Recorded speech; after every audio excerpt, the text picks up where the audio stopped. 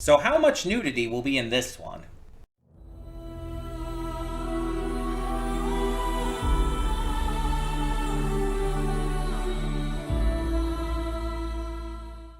Hey everyone, welcome to Prince the Gay. I'm your host Connie, and today we're here with episode 3 of Blue Eye Samurai.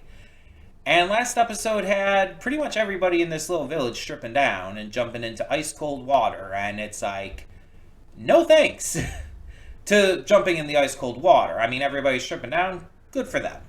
Have fun with that. Celebrate your bodies, be comfortable in your skin, awesome. Jumping into ice cold water sounds horrifying. I hate everything about that. But we also had other stuff too, because we had a sex scene. Granted, it lasted like maybe 30 seconds, but still, it was super quick. And like, I was told like a reason for that could be like the idea of maybe it was like their first time, but I'm like, is that how it would work? Would it be like over a lot quicker because it's their first time having sex? Is that how that works? Maybe I'm not the right person to understand that kind of stuff and everything. Um, but it's like I don't know. That sounds weird to me. Also, how do we know? We have no evidence that that's even the case. There's an awful lot of assumptions that comes from that. I don't know, but it still felt like it was just super quick, and I'm sure like in production reasoning, it was just you know can't have it be too much. You got to leave most of the runtime for the actual story and the content. The sex scene, it's like okay, we're gonna have this in here, but just finish it up pretty quickly. Um, and it's like, all right. I mean, that's probably more the actual reason, but it just it left some room for some poking fun last episode. We also had this one dude from Mizu's past who she ended up having to fight and ended up killing. Just this absolute fuck waffle of a person who it was really good to see him get his comeuppance. Let's put it that way. And the guy who's chasing her, the 32nd man himself, ends up, not attacking her while she's down because he has honor, and he's definitely going to help her instead. So yeah, there's a lot of other shit that happened, a lot of other things that we could talk about and everything, but we'll continue on with it all here. Get to this as quickly as possible, and just see where this episode takes us. So let's get into this and hopefully continue to have a good time with this series. Cutting in here real quick to remind you of all the awesome content we have on the channel. Between Monday and Friday, we have a plethora of awesome series reactions with 2 on Wednesday. We also have movie reactions every Saturday and Sunday. I do pre-record them during the week, but upload them on the weekend. And don't forget about the gaming stuff on the Princess of Gaming channel. We have Baldur's Gate 3 every single day, Horizon Forbidden West every Monday and Friday.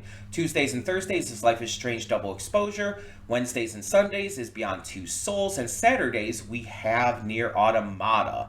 Don't forget to click the link in the description to get to today's video.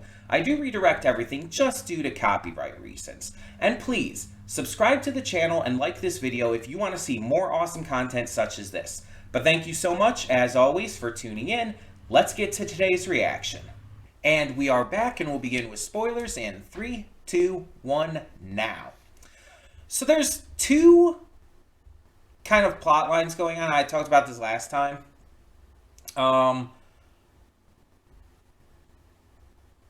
But I'm just wondering exactly how they're going to converge. And I have a guess. Akemi is talking about, like, basically pretending to be, a prostitute. She's pretending to to be a prostitute in order to continue along her path and to find Taigen and everything. And the prostitution route is what Mizu has figured as a way to get into the castle through talking with Shindo. I'm wondering if that's how this is all going to connect and where their plot lines are going to converge. But let's talk about each of the separate plot lines too. So first, let's talk about Akemi, because I guess the best way to put this would be that if Ringo didn't exist, Akemi would be my favorite character in this. And the only reason that I like Ringo more is because he's so fucking adorable. That it's just like, it's one of those types of characters that I'm just like so like in love with because of his personality. It's not even like just other stuff about him or his connection to the main character, though that stuff is great as well.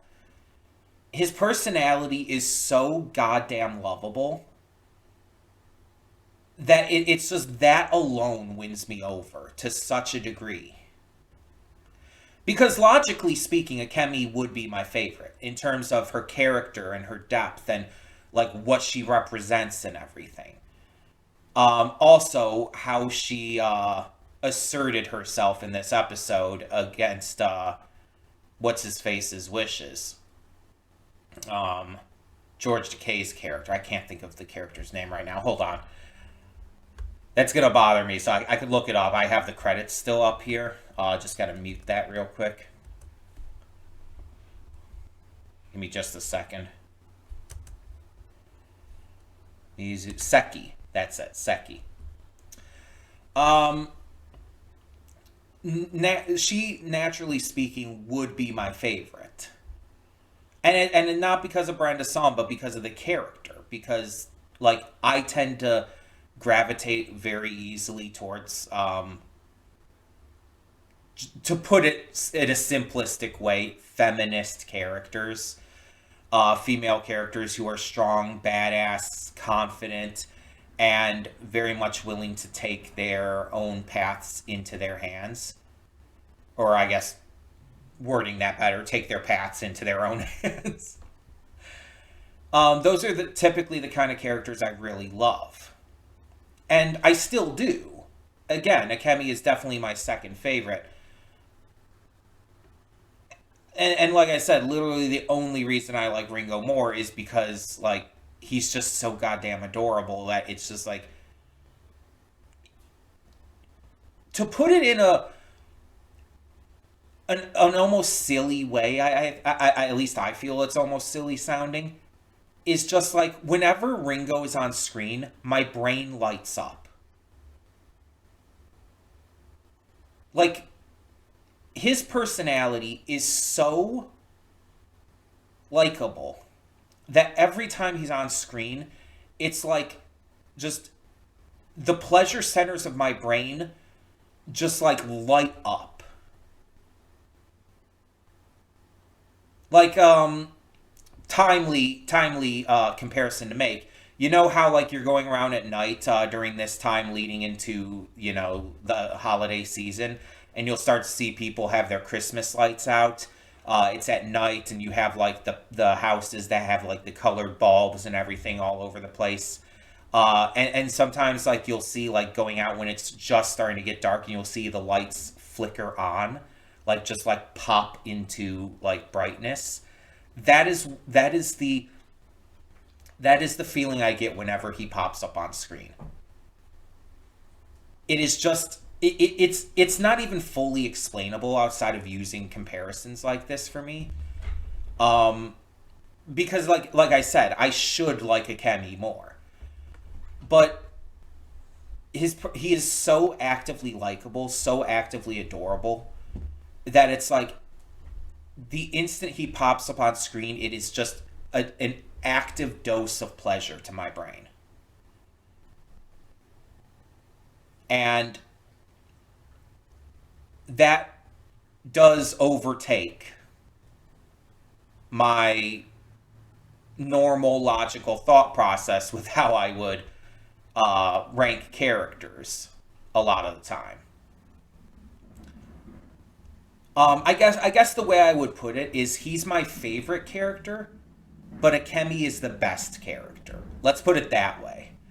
But yeah, Akemi's plot line, like finding out that Seki has kind of been betraying her this entire time, that he's been not out of ill will or anything, but that he just doesn't believe in her, that he doesn't trust her, that he sees her, as a lowly woman, and that she should just listen to men and just do what she has to do because her quote unquote options are limited.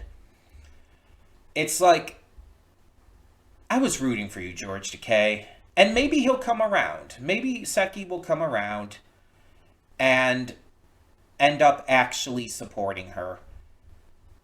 But yeah, to find out that like this entire journey and him going along with it was literally just him trying to teach her a lesson that she was in the wrong here, that's fucked up. That's really fucked up for a number of reasons. And I'm glad that she didn't go along with it. I'm glad that she didn't like just let it happen and go back with him. She instead was basically like, fuck you then, and I'm going to do this shit on my own, whether you want me to or not. And the way she was handling this guy in the tavern was brilliant. It was so good. It was just an absolutely wonderful play. She was so smart, so smooth.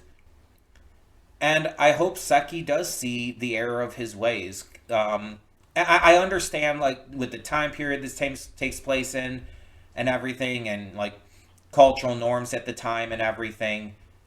Like, this is how people would see things and everything. But there were absolutely women of this time who went against that, who acted against the norm. And it allowed for a lot of growth. And while in some ways Japan is still not quite with other parts of the world in terms of feminism, for lack of a better way to put it, just, progression in that regard. It's a case of, yeah, they have still improved.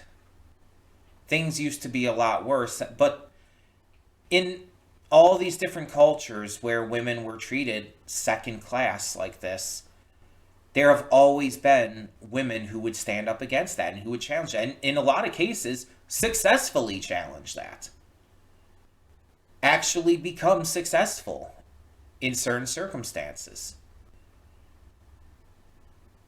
Whether they changed like the norm or not is a different story, but they would become at least personally successful and it would all work out. Now, that's not always the case. Some cases would be a lot more negative, but I'm thinking Akemi is definitely the kind of person who's going to succeed here. She's going to like make her own name and her own path and become successful and, everything on her own. I definitely see it that way for her.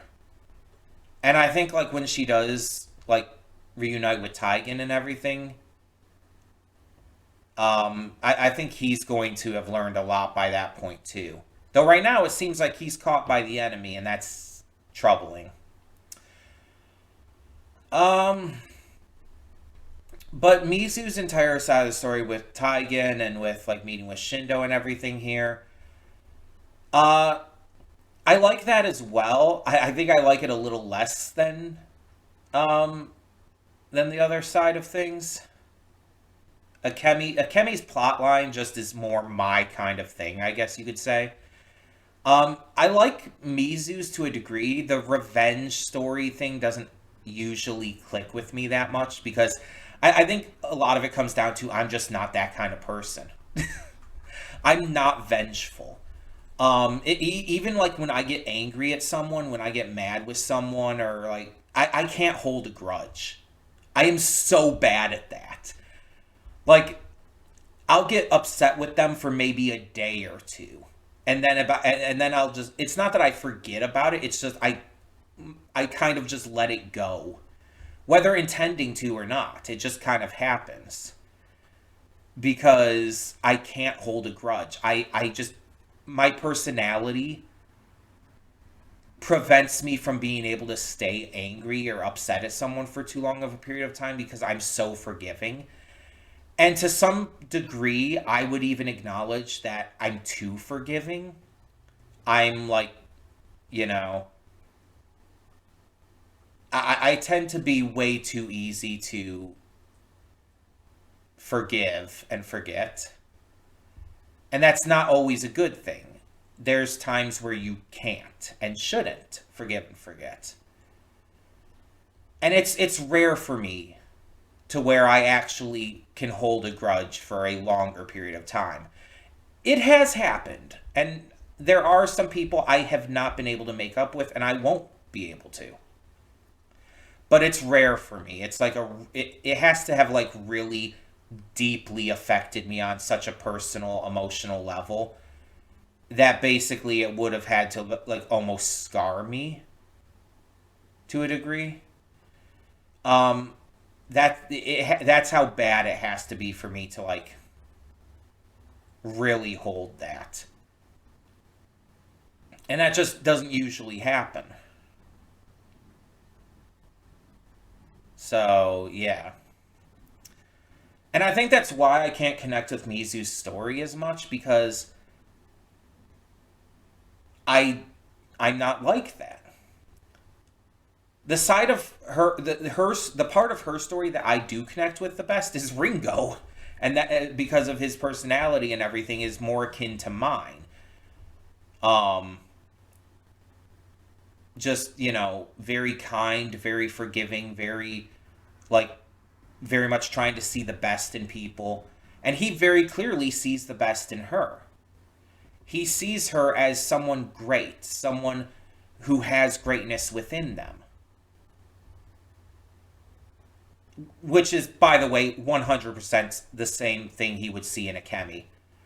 Just want to make that clear. If he met a Kemi, which he probably will at some point, he would absolutely see greatness in her too. He would 100% see it in her. But he's seeing something in her that she doesn't see in herself, and something that she doesn't present outwardly. But it's something that even Taigen started to see in this. That Taigen, like, you saw how they were bonding, how they were connecting. Even she was bonding with him. Like, she was even letting her guard down a little. Because she actually, bonded. She took the time and got to, like, see someone in action, got to know someone, got to work alongside them.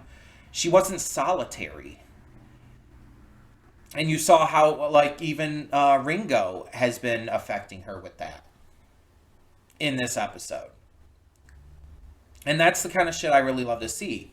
I love good character development.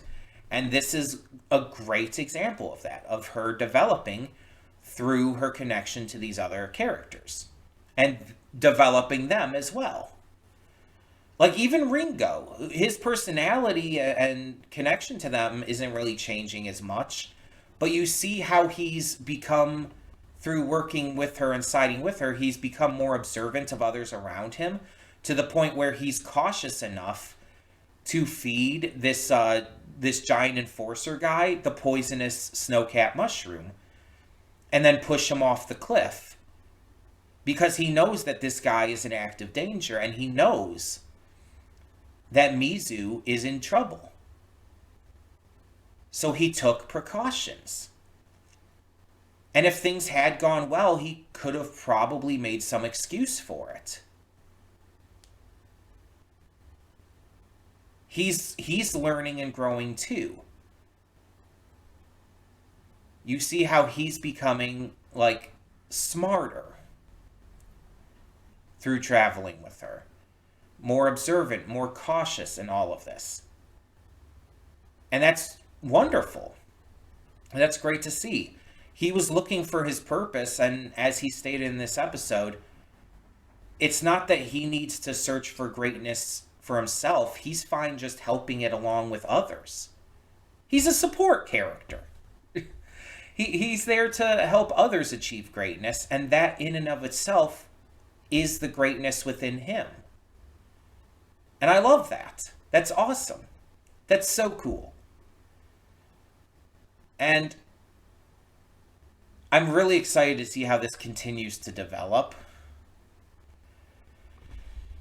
and how things progress from here with all of these characters. Because, like I said, that's definitely the best thing. But I want to see more of Akemi. I would love like a full episode dedicated almost solely to her. I think that would be really cool. And seeing her just like continue to outsmart and outfox everyone. Like, I want to see more of her than what we're getting. Like, because this episode was like 65% Mizu's story and 35% Akemi's. And I wish it was more balanced, you know? Or at least give us an episode that's the opposite. That would be fun to see. That would be really cool. And I want to see these other characters grow as well, and I want to learn more about them, and I want to see other characters who haven't really even met yet connect and all. There's a lot that can be done with this still. Because here's the thing. Even if we take out Kenneth Branagh's character here by the end of this season, that means there's still 2 more white men, right? And that could easily be 2 more seasons. We know season 2 is already confirmed. So there's a lot that can still be done with this series in a couple more seasons. A lot that can be done with Taigen, with Akemi, with Seki, with everyone. And you could even introduce more new characters. I'm just very excited for the prospect of this. And I just hope this isn't another show that ends up getting prematurely canceled, because there's so much good here. There's so much like possibility. And I really, really want to see where this continues to go. So, in the meantime, tell me what you thought in the comments below. And for now, I'm Connie and I'm signing off. See y'all next time.